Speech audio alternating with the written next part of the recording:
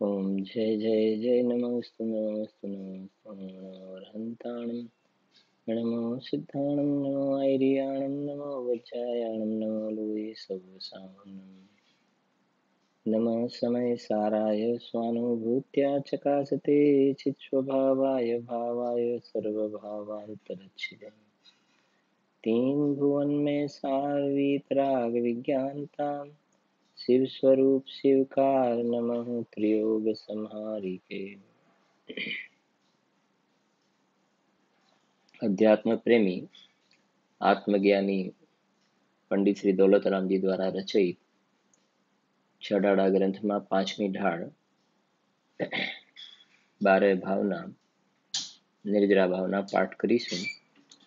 निज काल पाय विधि जरना तासो निज काजन सरना तप करी जो कर्म की पावे सोई शिव सुख दर्शावे।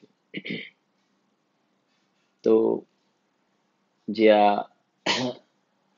निर्जरा भावना 7 तत्वों निर्जरा नामનું એક તત્વ પણ છે ને 7 તત્વમાં જીવ અજીવ આશ્રવ બંધ સંવર निर्जरा मोक्ष 7 તત્વ निर्जरा તત્વ અને 12 ભાવનાની અંદર 12 ભાવનામાં निर्जरा भावना तो यथार्थ रूपમાં આ निर्जरा તત્વ જે કાલે વાત કરી સંવર પૂર્વક निर्जरा અને निर्जरा ભાવના સાચા અર્થમાં સમ્યક દ્રષ્ટિને આ निर्जरा ભાવનાને निर्जरा તત્વ હોય છે। ગઈકાલના સ્વાધ્યાયમાં આપણે વાત કરી હતી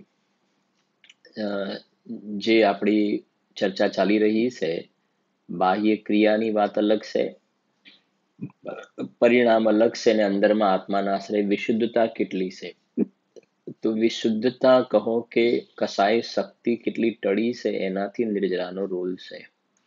તો ગઈકાલના સ્વાધ્યાયમાં આપણે જે ચોથું ગુણસ્થાન અને પાંચમા ગુણસ્થાનની કમ્પેરિઝનની વાત કરી હતી ચોથું અને પાંચમું ગુણસ્થાન તો 1 મિનિટ માટે રિવિઝન કરી લઈએ છીએ આપણે।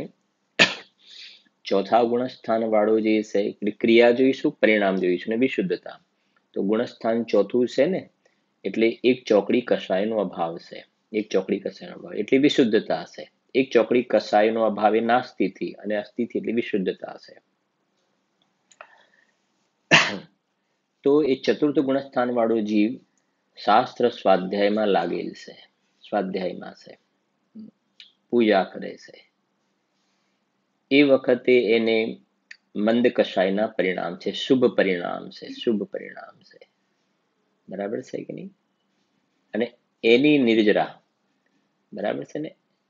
હવે આ બાજુ એક પાંચમા ગુણસ્થાન વાળો જીવ પાંચમા ગુણસ્થાન વાળો જીવ છે એ વિષય સેવનમાં લાગેલો છે પાંચ ઇન્દ્રિયના વિષય ભોગની અંદર પડેલો છે ધંધા વ્યાપારમાં રોકાયેલો છે। તો એને ક્રિયામાં જોવામાં આવે તો આ બાજુ સ્વાધ્યાય કરે છે કાલે વાત કરી હતી ને આ બાજુ સ્વાધ્યાય કરે છે અને આ બાજુ જોવામાં આવે તો એ ધંધા વ્યાપારમાં લાગેલો છે દુકાનના ચોપડા લખે છે એ બહારની ક્રિયા થઈ ગઈ। તો જે ટોડરમાં જે કહ્યું કે ક્રિયાનો તો કોઈ પાપના ક્રિયાની સાથે પુણ્ય બંધ થાય પાપનો બંધ થાય કે ધર્મ થાય પ્રશ્ન જ નથી પરિણામ વિનાની શરીરની ક્રિયા ફળદાતા નથી। હવે પરિણામ જોવામાં આવે તો સ્વાધ્યાય વાળાના શુભ પરિણામ છે પાંચમા વાળો જે વિષય સેવન આદિ કરે છે અશુભ પરિણામ છે છતાં પણ સમજજો છતાં પણ એને ચોથા વાળાને પાંચમા વાળાની અપેક્ષાએ ઘણો બંધ છે અને પાંચમા વાળાને ચોથા કરતા ઓછો બંધ છે અને નિર્જરાની વાત કરીએ તો ચોથા વાળાને આ શુભ પરિણામ છે એ વખતે જે નિર્જરા છે એ પાંચમા વાળા કરતા ઓછી નિર્જરા છે પાંચમા વાળાને નિર્જરા વધારે છે કેમ કે પાંચમા વાળાને આત્માના આશ્રય 2 ચોકડી કષાયનો અભાવ છે એટલે વિશુદ્ધતા વધારે છે કષાય શક્તિ એટલે અનંતાનુબંધી પણ ગઈ છે અપ્રત્યાખ્યાન પણ ગઈ છે। એટલે આજના વ્યાખ્યાનમાં સૌથી પહેલા આપણે આ અનંતાનુબંધી અપ્રત્યાખ્યાન પ્રત્યાખ્યાન અને સંજ્વલન શું છે એની ચર્ચા ખાસ કરવી છે થોડીક પહેલા. એટલે વારંવાર આ વાત આવે છે ને, અને આજના જ ગુરુદેવજીના પ્રવચનમાં અત્યારે જે 5મા ગુણસ્થાન વાળાની વાત ચાલી જ રહી છે દેશવ્રતિની, એટલે એની અંદર વારંવાર અપ્રત્યાખ્યાન પ્રત્યાખ્યાનની ચર્ચા આજે તો ઘણી આવી પણ ખરી, અને રેગ્યુલર આ જરૂરી છે તેને આપણે સમજીએ છીએ. ચોથા ગુણસ્થાન વાળાને પરિણામ જે છે એ પાપના પરિણામ, શુભ પરિણામ, અને 5મા વાળાને પાપના પરિણામ છે, છતાં પણ 5મા ગુણસ્થાન વાળાને નિર્જરા વધારે છે ચોથા વાળા કરતા, અને એને બંધ ઓછો છે. બંને વાત લીધી, બંધ અને નિર્જરા બંને વાત લીધી છે. 5મા ગુણસ્થાન વાળાને ચોથા કરતા બંધ ઓછો ને નિર્જરા વધારે. ક્રિયા જોવામાં આવે તો 5મા વાળાની વિષય ભોગની ક્રિયા છે, અને ચોથો વાળો સ્વાધ્યાયમાં લાગેલો છે. સમજાય છે ને? તો ક્રિયાથી કેમ માપ નીકળે છે? પરિણામથી પણ માપ ના નીકળ્યું.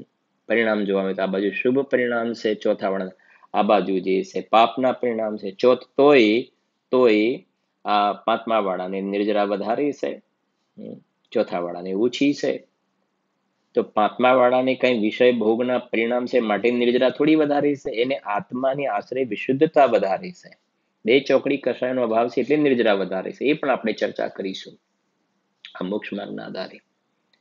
હવે બીજી સિચ્યુએશન જે લીધી આપણે, એ હવે 5મા ગુણસ્થાન વાળા અને 6ઠા ગુણસ્થાન વાળા મુનિરાજ. 5મા ગુણસ્થાન વાળા દેશવ્રતી શ્રાવક, 5મા ગુણસ્થાન વાળા દેશવ્રતી શ્રાવક, બરાબર, અને 6ઠા ગુણસ્થાન વર્તી મહાવ્રતી મુનિરાજ, બરાબર. એ બંનેની વાત કરીએ તો ક્રિયા જરા જોઈ લઈએ. તો દેશવ્રતી શ્રાવક જે 5મ ગુણસ્થાન વર્તી છે, એને એ બહારમાં જોઈએ તો એ અંશનાદી ઉપવાસ કર્યો છે. કાલે કહ્યું હતું ને, 2 મિનિટ જોઈ લઈએ. ઉપવાસ કર્યો છે ને એ પોતે આમ ધ્યાનમાં બેઠેલો છે. ઠીક છે. આ બાજુ 6ઠા ગુણસ્થાન વર્તી મુનિરાજની વાત કરીએ તો એ આહારની ક્રિયા અને વિહારની ક્રિયા જોવામાં આવે છે. તો ક્રિયા જોઈ લીધી બેની. એક એ આહાર પાણીનો ત્યાગ કરીને ઉપવાસ કરે છે. આ બાજુ જોવામાં આવે તો મુનિરાજ જે છે એ આહારની ક્રિયા કરી રહ્યા, આ બાજુ આહારનો ત્યાગ છે. 5મા વાળાને આહારનો ત્યાગ, આ બાજુ આહારની ક્રિયા જોવામાં આવે છે. આ બાજુ ધ્યાનમાં બેઠેલો છે જીવ, અને આ બાજુ વિહાર કરી રહ્યા છે મુનિરાજ. તો ક્રિયા જો હતો તો ક્રિયા ઉપરથી એમ લાગે ને કે ભાઈ આમને આ 5મા વાળો જે છે ને આને નિર્જરા વધારે હશે એમ લાગશે ને. કહેશે કે ના એવું નથી. હવે બીજી વાત, આ જે 5મા ગુણસ્થાન વાળો જે છે ને એને અંશનાદીના અને ધ્યાન સંબંધીના વિકલ્પ ચાલી રહ્યા છે, જ્યારે મુનિરાજને આહાર સંબંધનો ને વિહાર સંબંધનો વિકલ્પ ચાલે છે. બરાબર છે કે નહીં? હવે આ બંનેની સિચ્યુએશન જોવામાં આવે તો પણ કહેશે મુનિરાજને આ 5મા ગુણસ્થાન દેશવ્રતી શ્રાવક કરતા મહાવ્રતી મુનિરાજને નિર્જરા વધારે છે અને બંધ ઓછો છે.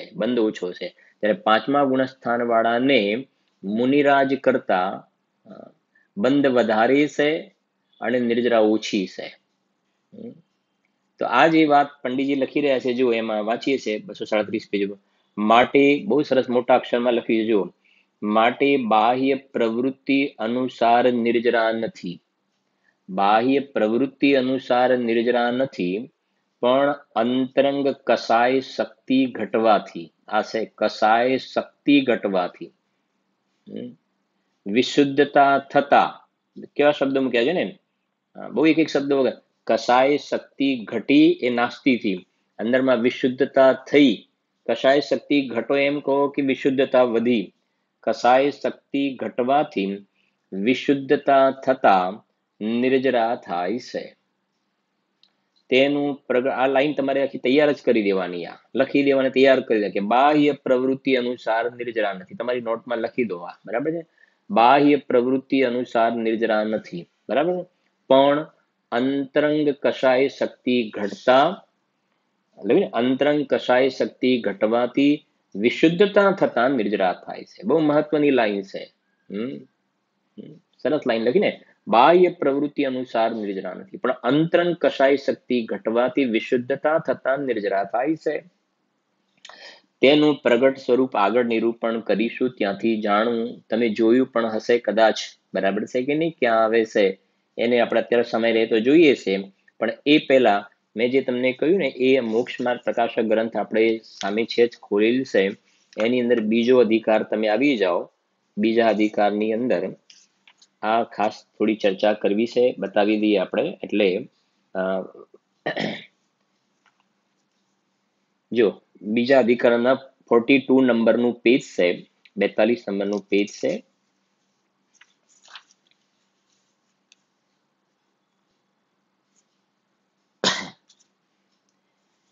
એમાં જે છે ને તમારે બીજા અધિકારની અંદર ચારિત્ર મોહરૂપ જીવની અવસ્થા, કોઈને પેજ નંબર અલગ અલગ હોય ને એટલે જરા સ્પષ્ટ કરું છું. મારામાં 42 છે. ચારિત્ર મોહરૂપ જીવની અવસ્થા, એમાં 41 નંબરનું પેજ, 41 નંબરના પેજ ઉપર ચારિત્ર મોહરૂપ જીવની અવસ્થા, અધિકાર બીજો, ચારિત્ર મોહરૂપ જીવની. એમાં તમે લગભગ એક પેજ આગળ વધી જાઓ, આખું એક પેજ આખું આગળ વધી જાઓ, એ ચારિત્ર મોહ વાળા પ્રકરણમાં છે, બરાબર છે કે નહીં? 1 2 3 4 5 જેવા પેરેગ્રાફ આગળ વધો, પછી લખ્યું છે એકદમ નાની લીટીઓ આવે છે, નાની લીટીઓ આવે છે, જુઓ, નાના પેરેગ્રાફ છે, બરાબર. 2 લીટીના, 1 લીટીના એવા પેરા છે. સાંભળજો, હવે બહુ મહત્વની અગત્યની વાત આવી રહી છે, સાંભળજો. એ પ્રમાણે ક્રોધ આદિના ઉદયથી આત્મા પરિણમે છે. ચારિત્ર મોહનું પ્રકરણ છે ને, આપણે પણ જોઈ રહ્યા છે ને ચારિત્ર મોહની પ્રકૃતિઓ. ત્યાં એ કશાય 4 પ્રકારના છે: અનંતાનુબંધી, અપ્રત્યાખ્યાનાવરણ, પ્રત્યાખ્યાનાવરણી અને સંજ્વલન. એટલે એ 4 કસાય, એટલે ક્રોધ માન માયા લોભ, એ 4 કસાય છે ને, ક્રોધ માન માયા લોભ, એ 4 કસાય છે. તો દરેક કસાય 4 પ્રકારની છે. ક્રોધ પણ 4 પ્રકારનો, માન પણ 4 પ્રકાર, માયા પણ 4 પ્રકાર, અને લોભ પણ 4 પ્રકાર, બરાબર છે ને? કયા 4 પ્રકાર? તો જો અનંતાનુબંધી, અપ્રત્યાખ્યાનાવરણ, પ્રત્યાખ્યાનાવરણ, સંજ્વલન, બરાબર. અનંતાનુબંધી ક્રોધ, અપ્રત્યાખ્યાન ક્રોધ, પ્રત્યાખ્યાન ક્રોધ અને સંજ્વલન ક્રોધ. ક્રોધ 4 પ્રકારનો થયો, સમજી ગયા કે નહીં? 4 પ્રકારનો ક્રોધ, બરાબર. પછી ક્રોધ, પછી માન, તો માનમાં અનંતાનુબંધી માન, અપ્રત્યાખ્યાન માન, પ્રત્યાખ્યાન માન ને સંજ્વલન માન. પછી માયા, અનંતાનુબંધી માયા, તમારી સાથે બોલવાનું હવે, અનંતાનુબંધી માયા, અપ્રત્યાખ્યાન માયા, પ્રત્યાખ્યાન માયા અને સંજ્વલન માયા. પછી લોભ, તો અનંતાનુબંધી લોભ, અપ્રત્યાખ્યાન લોભ, પ્રત્યાખ્યાન લોભ અને સંજ્વલન લોભ. આ તમે થોડું સમજશો તો ખ્યાલ આવશે ને. જે આપણે 10મા ગુણસ્થાનમાં જોઈએ ને, સૂક્ષ્મ લોભ, સૂક્ષ્મ લોભ, તો આ અનંતાનુબંધીનો લોભ છેલ્લું બોલ્યો, અપ્રત્યાખ્યાનનો લોભ, પ્રત્યાખ્યાનનો લોભ ને સંજ્વલન. તો મુનિરાજને જે લોભ હોય છે ને, સંજ્વલનની જાતિનો લોભ હોય છે. લોભ એટલે કે ધંધો કરવાનો લોભ ને પૈસા કમાવાનો લોભ, હા, એવી જાતિના એવો લોભ નથી હોતો. બહારમાં ખ્યાતિ ને પૂજાનો લોભ, એવો લોભ નથી હોતો. લોભ કોઈને સૂક્ષ્મ લોભ, તો મુનિરાજને સૂક્ષ્મ લોભમાં કયો લોભ રહેતો છે 10મા ગુણસ્થાનમાં? તો આ સંજ્વલન કશાય વાળો લોભ છે, અને એ સૂક્ષ્મ લોભ, સંજ્વલનનો સૂક્ષ્મ લોભ છે ત્યાં. અને અનંત અનુબંધીનો લોભ, હા, જેટલા હજુ પણ રૂપિયા વધારે મળે, હજુ પણ વધારે મળે, હજુ પણ વધારે મળે, હજુ આમાંથી કમાઈ લઉં, હજુ આમાંથી કમાઈ લઉં. સમજાઈ જાય કે નહીં? હા, ધનનો લોભ, અલગ અલગ પ્રકારના બધા, જેને જેને જે પ્રકારના અંદરમાં હોય ને, માન પ્રતિષ્ઠાના લોભ, ખ્યાતિના લોભ, અનંતાનુબંધીની, અનંતાનુબંધીમાં તમે વાંચજો, ભાવદીપિકાની અંદર ઘણા બધા વિસ્તારથી વર્ણન કરેલું છે, બરાબર. તો જુઓ, 4 ચોકડી, જે ચોકડી કહીએ છીએ ને, તમને ખ્યાલ આવવો જોઈએ. અનંતાનુબંધી, અપ્રત્યાખ્યાન, પ્રત્યાખ્યાન ને સંજ્વલન. હવે ચોકડી કેવી રીતે? તો આ અનંતાનુબંધીમાં અનંતાનુબંધીની ક્વોલિટી વાળો ક્રોધ માન માયા લોભ, તમારી સાથે બોલતા પણ જવાનું. પછી અપ્રત્યાખ્યાન વાળો ક્રોધ માન માયા લોભ, પછી પ્રત્યાખ્યાન વાળો ક્રોધ માન માયા લોભ, અને સંજ્વલન વાળો ક્રોધ માન માયા લોભ. આ 4 પ્રકારની ક્વોલિટી વાળો ક્રોધ માન માયા લોભ. 4 ચોક 16 થઈ ગયું, 16 થઈ ગઈ, બરાબર. જે 4 ચોકડી કહેવામાં આવે ને, હા, તો આ 4 ચોકડી આ પ્રમાણે, 4 ચોકડી. નથી પેલા ચંડાળ ચોકડી કહે છે ને, ચંડાળ ચોકડી, આ ચંડાળ ચોકડી આ ખરી તો, હા ખરી ચંડાળ ચોકડી આ છે, આ જીવને નુકસાન વાળી છે આ. સમજાય છે કે નહીં? જુઓ સમજો જરા ધ્યાનથી, અને ધ્યાનથી સમજો. નવ નો કસાય બીજી, અત્યારે એને થોડી સાથે જરા લઈ લઉં છે, 25 કસાયનો પણ તમને ખ્યાલ છે. આ 16, 4 ચોક 16, અને નવ નો કસાય, હાસ્ય, રતિ, અરતિ, શોક, ભય, જુગુપ્સા, સ્ત્રીવેદ, પુરુષવેદ, નપુંસકવેદ. એટલે 16 ને 9 25, એટલે 25 પ્રકારની કસાય કહેવાય, ટોટલ 25 કસાય. ઓકે, હવે આપણે આને જોઈએ છે 4 ને.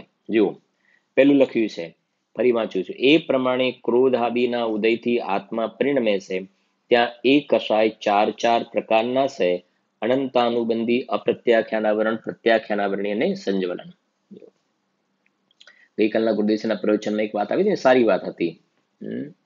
અનર્થ દંડ વ્રત આપણે સ્વાધ્યાયમાં કાલે લીધી કે નહીં ખ્યાલ નથી, એકદમ અત્યારે ખ્યાલમાં આવી. અનર્થ દંડ વ્રત એટલે કામ વગરના બીજી અપ્રયોજનભૂત વાતો કરીને અનનેસેસરી, જેને કહે છે ને, વગર લેવા દેવાય પાપ બાંધવા, વગર લેવા દેવાય એ અનર્થ દંડ.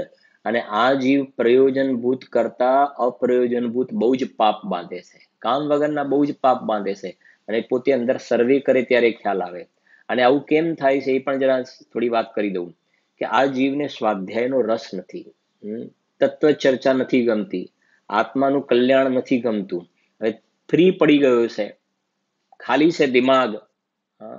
હવે આ ગમતું નથી તો નથી કહેતા ખાલી દિમાગ શૈતાન કા ઘર, ખાલી દિમાગ શૈતાન, એટલે અંદરમાં દુનિયાભરના બધાને કોઈને પોતાના બોલાવશે એટલે સમજી ગયા ને, જ્ઞાનમાં વિચારોમાં કોઈને કોઈ બોલાવીને રાગ દ્વેષ કર્યા કરે.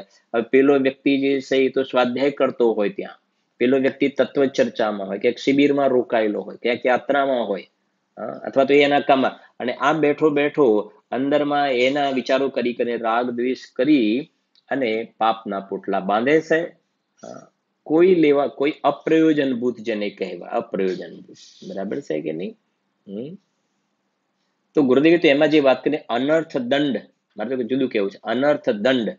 તો અનર્થ દંડનો ગુરુદેવ શ્રીએ પહેલી વાત ત્યાંથી ઉપાડી. આ તો વાત કરી ચરણાણ યોગની, પણ પહેલી વાત ત્યાંથી ઉપાડી. અનર્થ દંડ એટલે ખરું તો કહે છે કે હું વર્તમાનમાં ભગવાન આત્મા છું, પરમેશ્વર છું, શુદ્ધાત્મા છું, પણ હું વર્તમાનમાં પરમેશ્વર શુદ્ધાત્મા હોવા છતાં એમ માનવું કે હું પૈસા વાળો, છોકરા વાળો, બાયડી વાળો છું, ધંધા વાળો છું, હું મનુષ્ય છું, એ મોટો અનર્થ છે.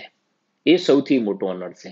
અને એ અનર્થનો દંડ એ છે કે મિથ્યાત્વનું સૌથી મોટું પાપ છે. ત્યાં અજ્ઞાની જીવને તો મોટો અનર્થ આ છે, પોતે જેમ છે તેમ નથી માનતો ને જેમ નથી તેમ માને છે.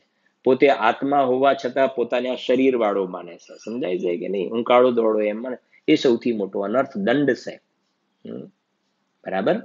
જુઓ સાંભળો, અને આ પેલું એ જ વાત આવે છે, સાંભળજો. 4 ચોકડી થઈ ગઈ, અનંત અનુબંધી, અપ્રત્યાખ્યાન, પ્રત્યાખ્યાન, સંજ્ઞાન. હવે સાંભળજો. જે કષાયના ઉદયથી આત્માને સમ્યક્ત્વ અને સ્વરૂપાચરણ ચારિત્ર ન થઈ શકે તે અનંતાનુબંધી કસાય છે. આજે જે કસાયના ઉદયથી, એટલે કસાય નામનું કર્મ છે, કર્મ. જીવની અંદર ક્રોધ માન થાય એ તો ભાવ કર્મ કહેવાય, ભાવ કર્મ. પણ આવી જાતિના કર્મનો ઉદય છે. તો અનંત લખ્યું ને, જે કષાયના ઉદયથી આત્માને સમ્યક્ત્વ અને સ્વરૂપાચરણ ન થાય. તો આપણી આ જો પહેલી વાત કરી રહ્યા છે આપણે, બરાબર છે કે નહીં? તો આ અનંતાનુબંધી છે ને, અનંતાનુબંધી કષાયનો ઉદય છે આ બાજુ. તો અહીંયા જીવની પર્યાયની અંદર અહીંયા પોતાનામાં સમ્યક દર્શન નહીં જોવામાં આવે, અને સ્વરૂપાચરણ ચારિત્ર, જે ચારિત્રનિક અંશ પ્રગટ થાય ને, તો એ જેને ચોથું ગુણસ્થાન આવે ને, આ પહેલું અનંતાનુબંધી જાય તો ચોથું ગુણસ્થાન આવે છે, ચોથું ગુણસ્થાન. તો અહીંયા જીવને ચોથું ગુણસ્થાન જ્યારે પ્રગટ થયું, બરાબર સમજો, બંને પડખાથી લઈએ. ચોથું ગુણસ્થાન જ્યારે જીવને પ્રગટ થયું, સમ્યક દર્શન પ્રગટ થયું ને, તો સમ્યક દર્શન પ્રગટ થયું એ શ્રદ્ધા ગુણ, અને અંદરમાં સ્વરૂપાચરણ ચારિત્ર થયું. તો સામે અનંતાનુબંધી કસાયનો અભાવ હશે, અનંતાનુબંધી કસાયનો અભાવ. તો અનંતાનુબંધી કસાયનો રોલ શું છે? આ કર્મ. અનંતાનુબંધી કસાયનો રોલ શું છે? કે અહીંયા જીવને અહીંયા સમ્યક દર્શન કે સ્વરૂપાચરણ ચારિત્ર નથી જોવામાં આવતું. તો બીજી રીતે કહીએ તો કે જીવને અંદરમાં કસાય, સમજે, અહીંયા મિથ્યા દર્શનના પરિણામ છે, મિથ્યા દર્શનના. અને કષાયના એવા પરિણામ છે ને તો સામે આ બાજુ અનંતાનુબંધી ઉદયમાં જોવામાં આવશે. હવે ગુરુદેવશ્રીની વાત કરીએ તો ગુરુદેવશ્રીને સમ્યક દર્શન હતું. સમ્યક દર્શન હતું એનો મતલબ સમ્યક દર્શન અને સ્વરૂપાચરણ હતું, તો એમને અનંતાનુબંધી કસાઈ નહોતી. સમજી ગયા ને? એક એક વાત સમજો. અનંતાનુબંધી કસાઈ ગઈ. તો અનંતાનુબંધી કસાય શું નામ છે? અનંતાનુબંધી એટલે અનંત એટલે મિથ્યાત્વ, અનંત એટલે મિથ્યાત્વ અથવા તો મિથ્યાત્વની અનુબંધી, અનંત પ્લસ અનુબંધી એટલે મિથ્યાત્વની સાથે બંધાવા વાળી, અથવા બીજો અર્થ એવો છે કે જેનાથી અનંત સંસારનો બંધ થાય, અનંત સંસારનો બંધ થાય, અનંતાનુબંધી કસાય. તો જીવને, આવા જીવ તરફથી જરા લઉં છું, બંને તરફથી મેં કહ્યું ને, સમજાવું છું બંને તરફથી. અહીંયા જીવની અંદર, જીવમાં એવી જાતિના કષાયના પરિણામ છે કે જેનાથી અનંત સંસારનો બંધ થાય, અનંત સંસારનો બંધ થાય. અને અહીંયા સમ્યક દર્શન જોવામાં ન આવે, સ્વરૂપાચરણ ચારિત્ર ન જોવામાં, તો એ વખતે બહારમાં જે કષાય કર્મ છે એ અનંતાનુબંધી કસાયનો ઉદય ચાલે છે, અનંતાનુબંધી કસાયનો ઉદય. બરાબર? હવે સમજો જરાક કે આ અનંતાનુબંધી કસાઈ ગઈ ને, પેલી ચોકડી ગઈ, અનંતાનુબંધી ક્રોધ માન માયા લોભ ગયા. તો અહીંયા સ્વરૂપાચરણ ચારિત્ર જોવામાં આવશે અને સમ્યક દર્શન જોવામાં આવશે, સમ્યક દર્શન અને સ્વરૂપાચરણ ચારિત્ર. હવે ચોથા ગુણસ્થાનથી પાંચમા ગુણસ્થાનમાં આવ્યો તો શું લખ્યું છે જુઓ. જે કષાયના ઉદયથી આત્માને દેશ ચારિત્ર ન પ્રાપ્ત થાય તથા જેથી કિંચિત પણ ત્યાગ ન થઈ શકે તે અપ્રત્યાખ્યાન આવરણ કષાય છે. અપ્રત્યાખ્યાન આવરણ, ત્રણ શબ્દ છે. અ પછી પ્રત્યાખ્યાન પછી આવરણ. આ કર્મ તરફથી વાત કરીએ છીએ પહેલા, બરાબર છે? અપ્રત્યાખ્યાન આવરણ, નિમિત્ત પ્રધાન કથનથી વાત કરીએ છીએ.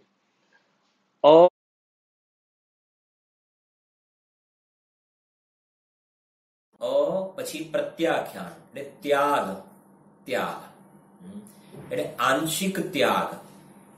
એટલે એક દેશ, થોડોક, થોડો, પાર્શિયલ, થોડો. પછી પ્રત્યાખ્યાન એટલે ત્યાગ, ત્યાગ. અને આવરણ એટલે ઢાંકવા વાળું, આવરણ એટલે ઢાંકવા વાળું. તો સમજો આ બરાબર સમજો. પાંચમા ગુણસ્થાન વાળો જીવ છે. ચોથું ગુણસ્થાન પ્રગટ થઈ ગયું. જે કે શ્રેણિક રાજાની વાત કરી, જેમ ગુરુદેવશ્રીની વાત કરીને, ગુરુદેવશ્રીની જેમ વાત કરી અનંત અનુબંધી, એવી રીતે શ્રેણિક રાજાને પણ ચોથું ગુણસ્થાન, શ્રેણિક રાજાને પણ એવી જ રીતે એક ચોકડી ગયેલી છે, એક ચોકડી એટલે સ્વરૂપાચરણ ચારિત્ર ખરું, સમ્યક દર્શન અને સ્વરૂપાચરણ ચારિત્ર. હવે શ્રેણિક રાજાની વાત કરીએ તો ત્રણ ચોકડીનો સદભાવ, ત્રણ ચોકડીનો સદભાવ છે. આપણે અલગ અલગ મહાપુરુષોને લેતા પણ જઈએ તમને ખ્યાલ પણ આવે, બરાબર છે ને? જેવી રીતે ગુરુદેવશ્રીનું ચોથું ગુણસ્થાન, એટલે શ્રેણિક રાજાનું પણ ચોથું ગુણસ્થાન, બીજા તમારે પણ વિચારતા જવાનું, બરાબર? તો હવે એમને આ ત્રણ ચોકડી કષાયનો અભાવ છે. તો અત્યારે પહેલી એમને આવે આ અપ્રત્યાખ્યાન આવરણ. તો અપ્રત્યાખ્યાન આવરણ, અ એટલે આંશિક, થોડુંક, પ્રત્યાખ્યાન એટલે ત્યાગ, અને આવરણ એટલે આવરણ કરવા વાળું, ઢાંકવા વાળું. તો આ અપ્રત્યાખ્યાન આવરણ કર્મ એવું છે, કષાય કર્મ એવું છે કે એ શેમાં નિમિત્ત પડે છે કે જીવને અહીંયા થોડો પણ ત્યાગ નથી જોવામાં આવતો, થોડો પણ ત્યાગ નથી. એટલે ચોથા ગુણસ્થાન પ્રગટ થયું ને, આ અનંતાનુબંધી કસાઈ ગઈ ને, એટલે ચોથા ગુણસ્થાન વાળો જીવ છે ને, હજુ પાંચમું નથી આવ્યું, એ ચોથા ગુણસ્થાન વાળો જીવ છે, એનું નામ છે અવિરત સમ્યક દ્રષ્ટિ, અવ્રતી સમ્યક દ્રષ્ટિ એવું કહીએ છીએ. અવિરત સમ્યક દ્રષ્ટિ. ગુણસ્થાન ચોથું પણ કોઈ પણ જાતિના વ્રત નથી જોવામાં આવતા.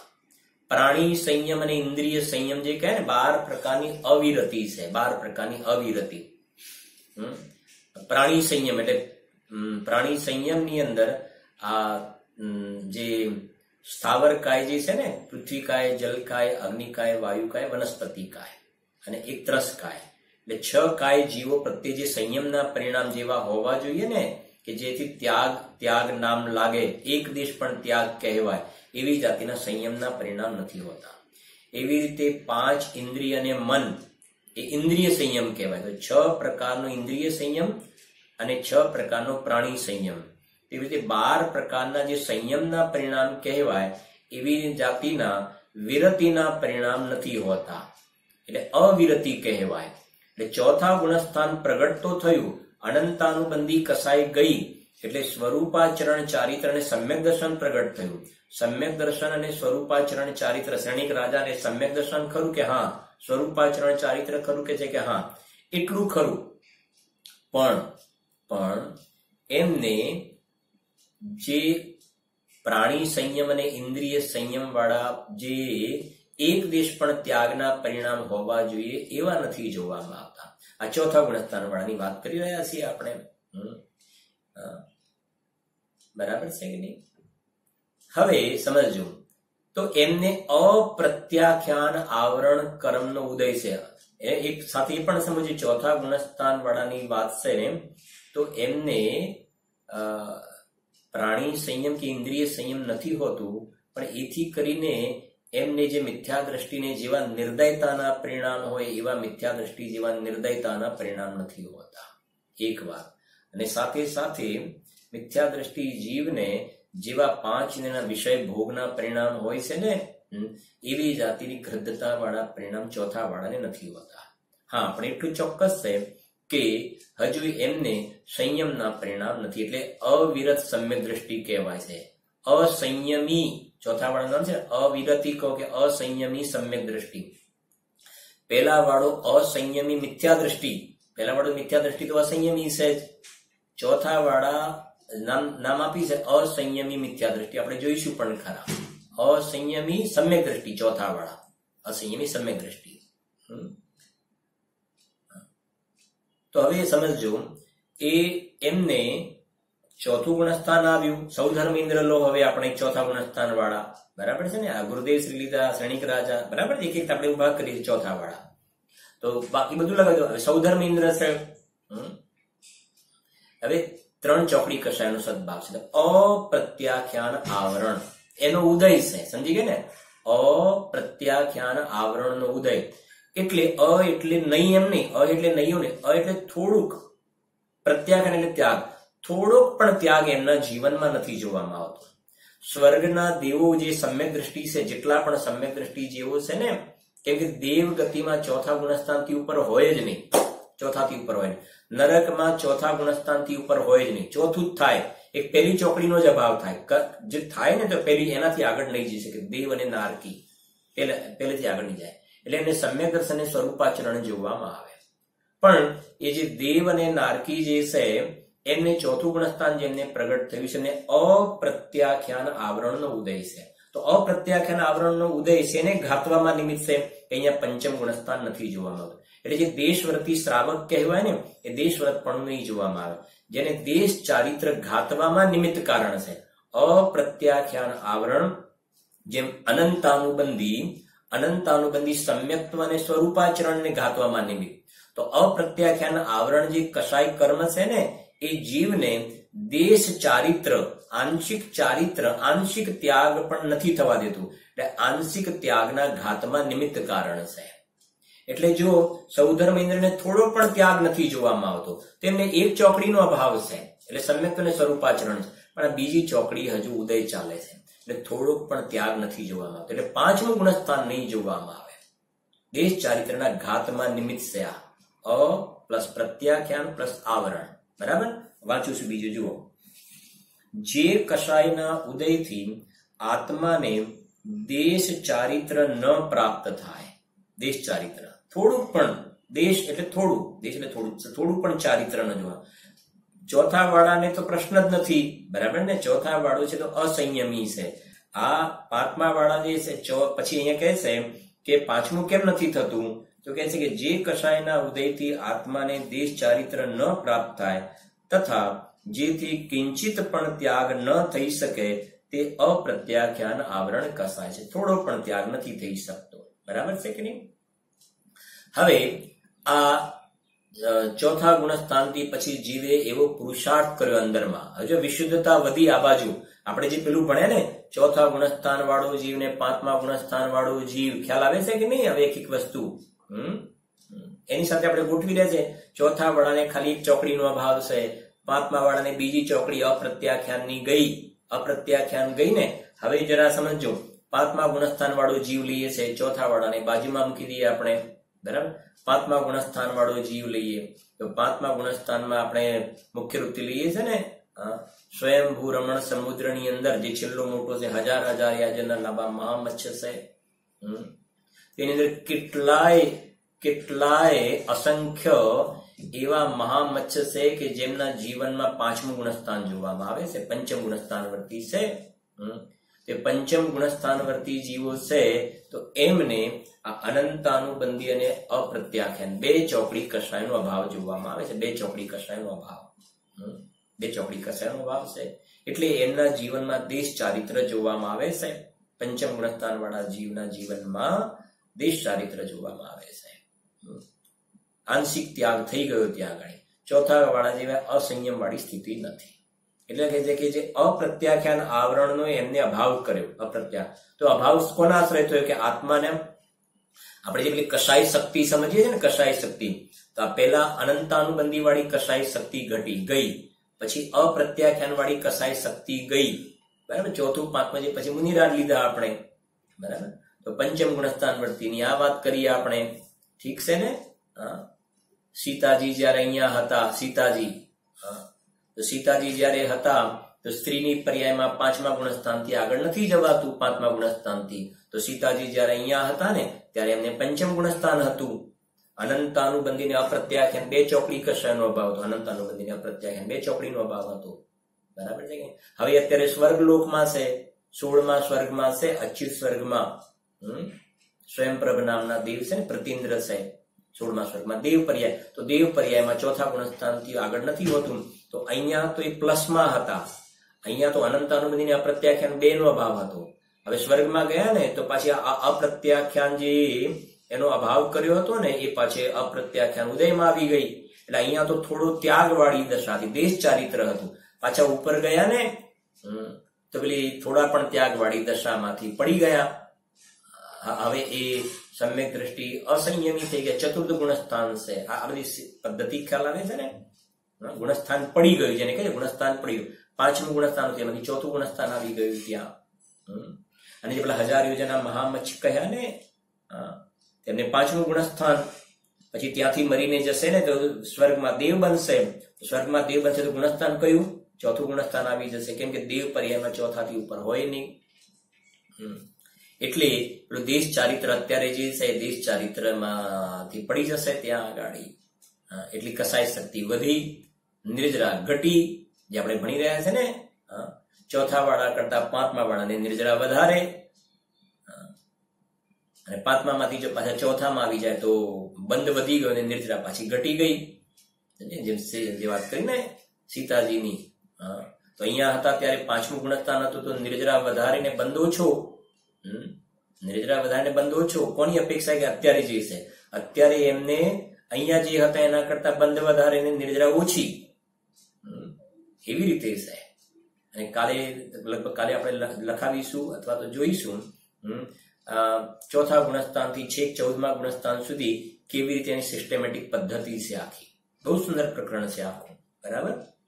જો પછી હવે આપણે નેક્સ્ટ સ્ટેપ આગળ વધીએ છીએ. જો આટલું વાંચ્યું આપણે, જે કષાયના ઉદયથી આત્માને દેશ ચારિત્ર ન પ્રાપ્ત થાય તેથી કિંચિત પણ ત્યાગ ન થઈ શકે તેવા પ્રત્યાખ્યાન આવરણ કસાય છે. પછી આગળ, જે કષાયના ઉદયથી સકળ ચારિત્ર ન હોય, હવે ચારિત્ર નામ કહેવાય ને પેલું દેશ ચારિત્ર, જે કષાયના ઉદયથી સકળ ચારિત્ર ન હોય, જેથી સર્વ ત્યાગ ન બની શકે તે પ્રત્યાખ્યાન આવરણ કસાય છે. આ શબ્દ ને પ્રત્યાખ્યાન આવરણ, પેલું હતું અપ્રત્યાખ્યાન આવરણ, બરાબર. અ એટલે આંશિક, પ્રત્યાખ્યાન એટલે ત્યાગ, આવરણ. તો 5મા ગુણસ્થાનમાં જયારે જીવ્યા ને તો અપ્રત્યાખ્યાન આવરણને ઉડાડી દીધું, એટલે એમના જીવનમાં આંશિક ત્યાગ જોવામાં આવ્યો. 5મા અપ્રત્યાખ્યાન એટલે અનંતાનુબંધી અને અપ્રત્યાખ્યાન, એટલે એમના જીવનમાં આંશિક ત્યાગ જોવામાં આવે 5મા વાળાને. પછી હવે છે પ્રત્યાખ્યાન એટલે ત્યાગ. પ્રત્યાખ્યાન એટલે ત્યાગ, સંયમ. આ જે હતું ને એ થોડો સંયમ હતો. 4થા વાળા અસંયમી હતા. 5મા વાળાને દેશ સંયમ, દેશ ચારિત્ર, દેશ સંયમ કહો કે દેશ ચારિત્ર કહો. હવે આ મુનિ દશા આવી, મહાવ્રતી મુનિરાજ. આ પ્રત્યાખ્યાન એટલે સંયમ પ્રગટ થઈ જાય, સંયમ પ્રગટ થયો. અહીંયા એક દેશ ત્યાગ હતો ને, અહીંયા સંપૂર્ણ ત્યાગ જોવામાં આવે છે. અહીંયા સકળ ચારિત્ર જોવામાં આવે છે મુનિરાજને. હવે જોઈએ પાંચમા ગુણસ્થાન વાળો જીવ છે, બરાબર ને, પાંચમા ગુણસ્થાન, તો એને દેશ ચારિત્ર છે પણ સકલ ચારિત્ર નથી. તો પાંચમા ગુણસ્થાન એટલે પ્રત્યાખ્યાન આવરણ કષાયનો ઉદય છે. આપણે મહામચ્છને લઈએ, સ્ત્રી પર્યાયની વાત કરીએ, તો એ ત્રિયંજ ગતિમાં તો ફિક્સ જ છે, પાંચમા ગુણસ્થાનથી ઉપર ન હોય. તો એમને કર્મ તરફથી વાત કરીએ, પ્રત્યાખ્યાન આવરણ કષાય કર્મ. તો પ્રત્યાખ્યાન આવરણ એટલે અહીંયા સકલ ચારિત્ર જોવામાં આવતું નથી. તો બીજી રીતે વાત કરીએ કે અહીંયા જ્યાં સુધી સકલ ચારિત્ર નથી જોવામાં આવતું, જે મુનિરાજ ને મહાવ્રતી મુનિરાજ ને છે ને, દેશવ્રત છે પણ મહાવ્રત નથી, તો એ કહે છે કે એવી જાતિનો અંદરમાં ચારિત્રની સ્થિતિ નથી જોવામાં આવતી. તો એ વખતે બહારમાં પ્રત્યાખ્યાન આવરણ કષાયનો ઉદય છે, બરાબર છે કે નહીં? અને જીવે અંદર પુરુષાર્થ વધાર્યો. તો હવે આપણે ઉદાહરણના રૂપમાં કોને લઈશું? મુનિરાજને લઈએ આપણે.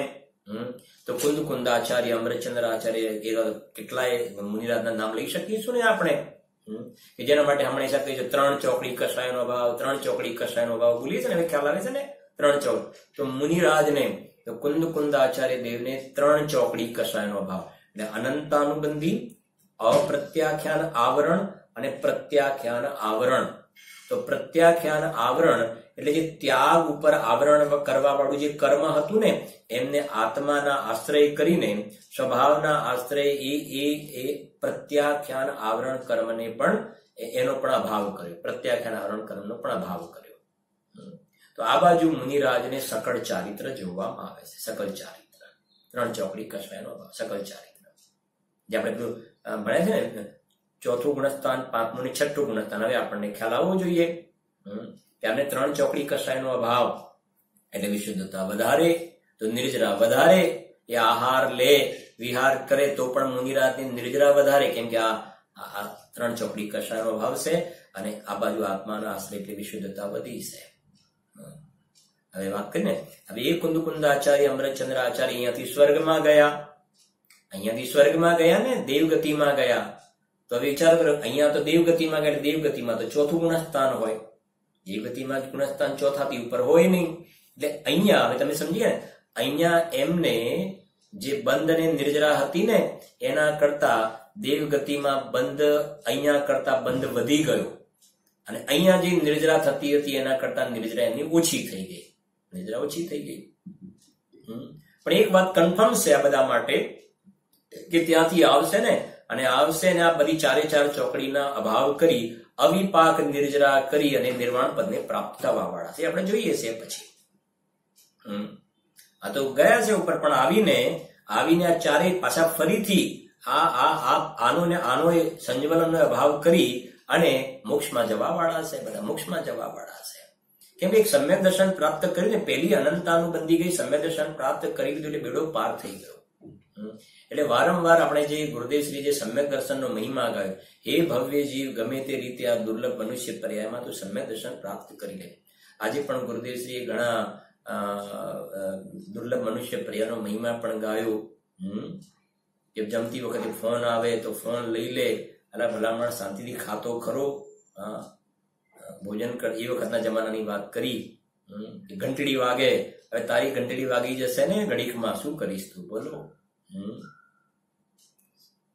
એવી જાતિનો જીવન હોય ને તો શું કરવાના ભાઈ?